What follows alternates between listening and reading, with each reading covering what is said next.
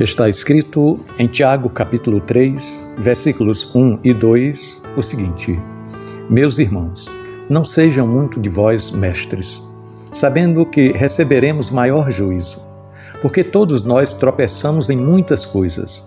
Se alguém não tropeça no falar, é perfeito varão, capaz também de refrear todo o corpo. Meu irmão, minha irmã, vivemos dias em que todos querem falar, opinar, ensinar, corrigir, aparecer.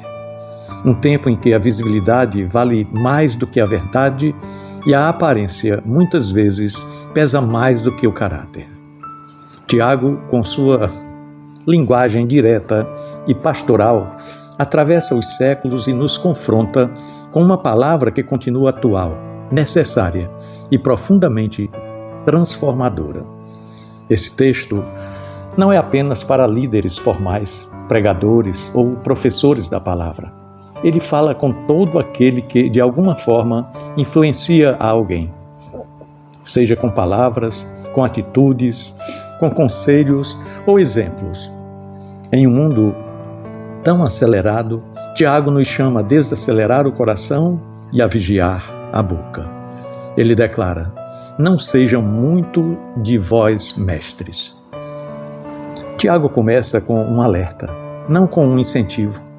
Ele não condena o ensino, mas adverte sobre a motivação por trás do desejo de ensinar.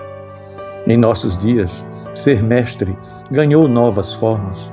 Hoje, muitos querem ser referências, autoridade, voz influente, querem seguidores, aplausos. Mas Tiago nos lembra, toda palavra proferida carrega peso espiritual. Ensinar não é palco, não é vitrine, é responsabilidade. Quem fala em nome de Deus não pode tratar a verdade como ferramenta de autopromoção. Em tempos de tanta ostentação espiritual, onde se exibe conhecimento bíblico como troféu, Tiago nos chama à humildade. Ele nos convida a perguntar: por que eu falo? Para quem eu falo? Em nome de quem eu falo? E aí ele continua: sabendo que receberemos maior juízo. Essa frase nos tira o chão. Ela nos lembra que Deus não avalia apenas a eloquência, mas, sobretudo, a coerência. Não apenas o discurso, mas a vida.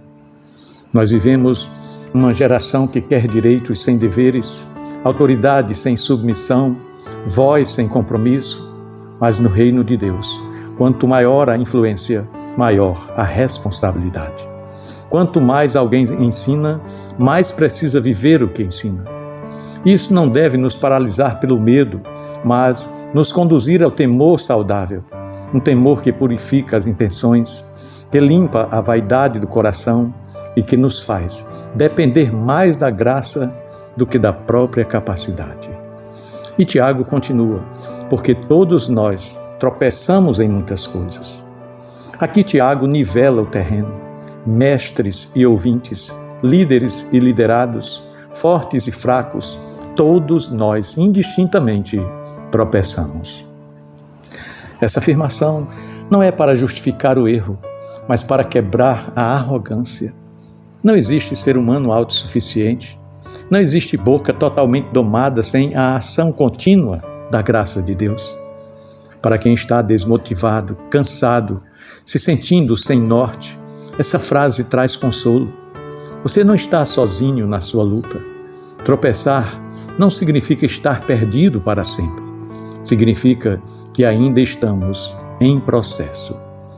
Se alguém não tropeça, diz Tiago, se alguém não tropeça no falar, é perfeito varão. Tiago aponta a língua como o termômetro da maturidade espiritual. Isso porque a boca revela o coração, o falar denuncia o nosso interior. A boca fala como ela funciona como o espelho do coração. Ela reflete a condição do coração. Pois bem, em um mundo onde se fala demais e se escuta de menos, onde palavras são lançadas sem filtro, Tiago nos chama à consciência. Não é apenas o que falamos publicamente, mas o que dizemos no íntimo, no lar, nas pequenas conversas.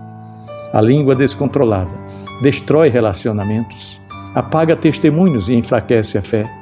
Mas a língua dominada pelo Espírito, essa edifica, cura e aponta caminho.